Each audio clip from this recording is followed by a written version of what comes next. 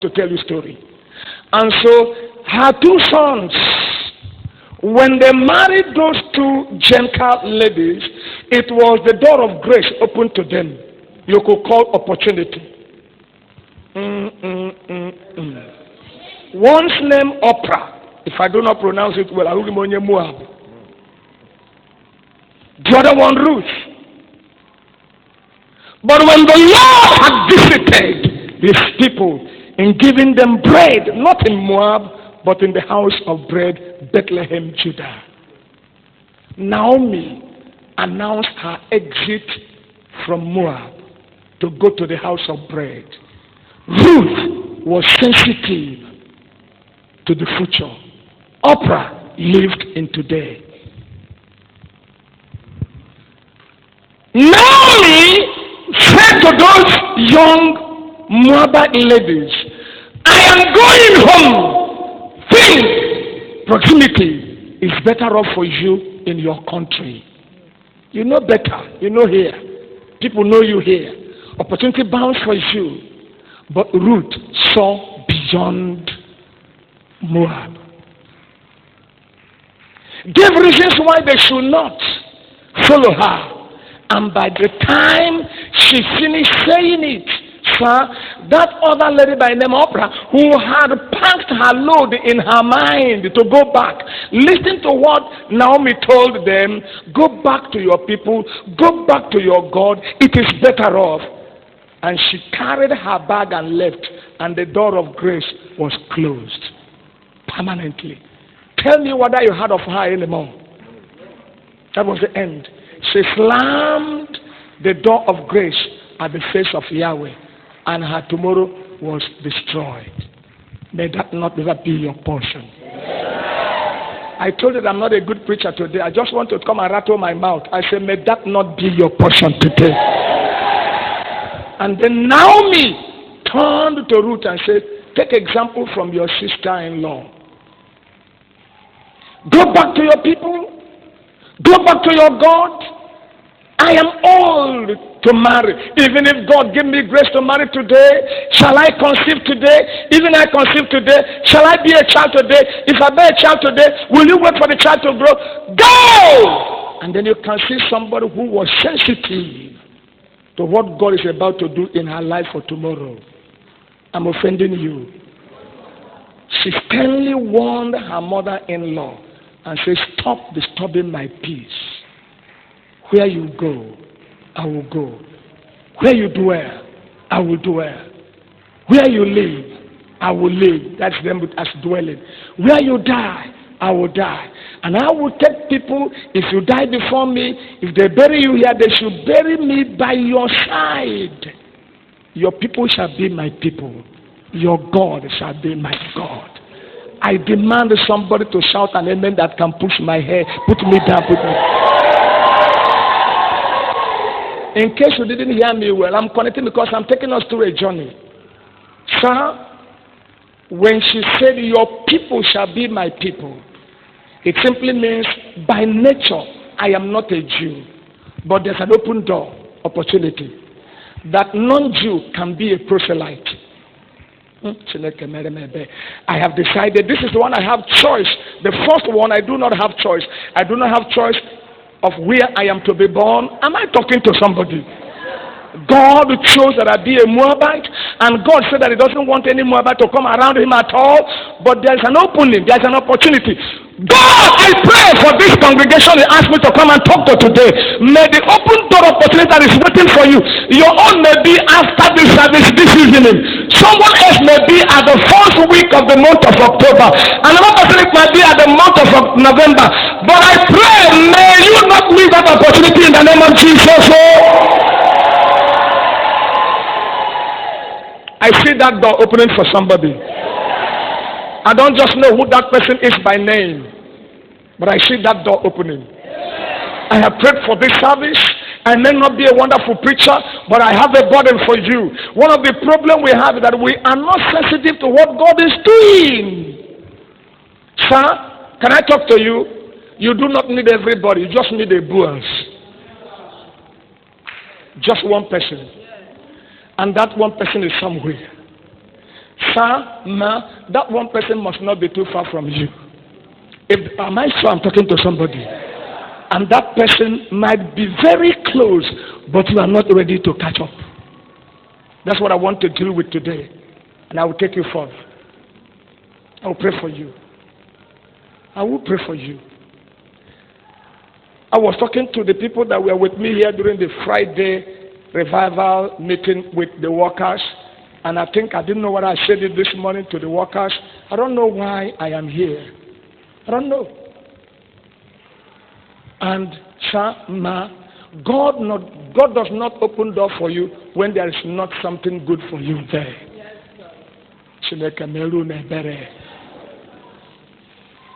One of the things that, if there's a way I can anoint your eye, and I'm not talking about this wind the way they take see me, I'm talking about your real spiritual eyes, so that after this meeting, daughter, there must be a reason why God told her that this is our season of greater glory. He would not say it if he does not mean it. And our man, the man of God, our father, said that it took him time to come up with this.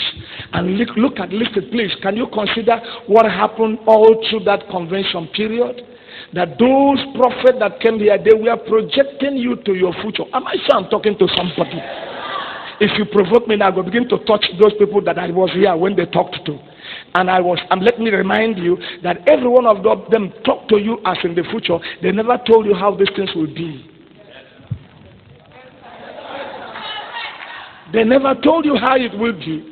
And so it takes a man who wants to connect with God to ask God, I want to remain open so that when the opportunity comes, I will catch up with it and not mess it up. I was here. But Ruth says, where you go, I will go.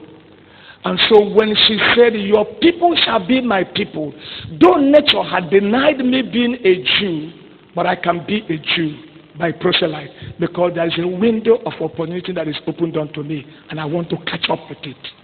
Don't disturb me. And when she arrived, are you still with me, sir?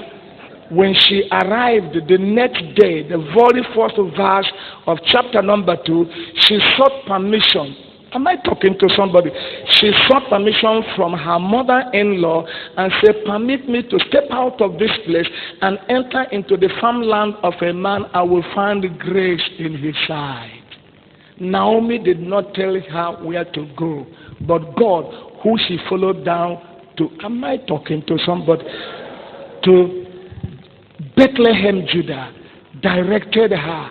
And before we clap our hands twice, she found herself in the farmland of her kinsman redeemer. When I don't go home. And after the connection, pastors, I repeat myself, that after that harvest season, if I have time to break it down, Ruth had harvest more than some persons who cultivated that day. Because the very first place that she gleaned, she did not go home like a gleaner. A gleaner or one who gleans is somebody who picks the leftover.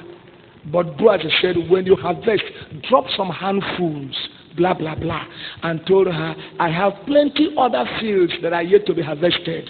The instruction I give her works every other place, that by the time the harvesting season was over, she had plenty, more than some of those who planted. Put your right hand on your forehead. I'm not a prophet, but I prophesy the scripture. I say, put your hand on your forehead. You better take me serious this morning. I'm not here for doctoring. I'm here to connect you. This is our season of greater glory. Shout loud and say, my Heavenly Father. Okay, let me say it the other way. Okay, thank you, my daughter. Every other person, join her to stand up. If that is, I already am closing my mouth. If they say, church, they here for come and tell him to lead us the way you do it. I'm learning it small. Shout and say, my Father, my Father. I'm not going to say anything until you say it. Shout loud and say, my Father, my Father. In this my season, I didn't hear you. In this my season of greater glory. Any power that will obstruct my way of opportunity, any assigned agent from the pit of hell that will say I will not catch up with the open door to my greater glory, my Father, today let them receive fire of the Holy Ghost. Make it your prayers with your hand on your forehead. Make it your prayers with your hand on your forehead. Let me hear you pray, because God is taking somebody to a place. God is taking you to another dimension of life. Before the end of this year, we will hear your testimonies. Not testimony in singular, but testimonies in plural.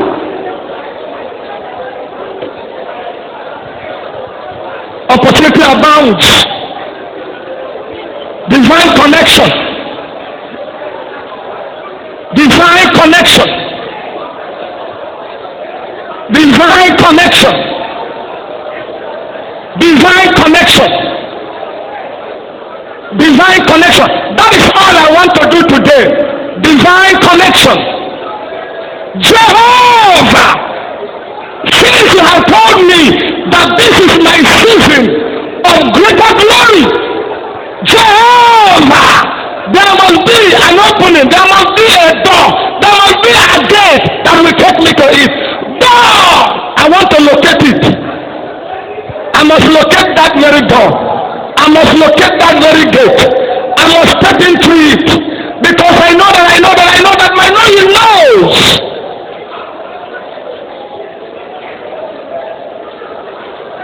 that this is my season. Begin to bring your prayers to a close.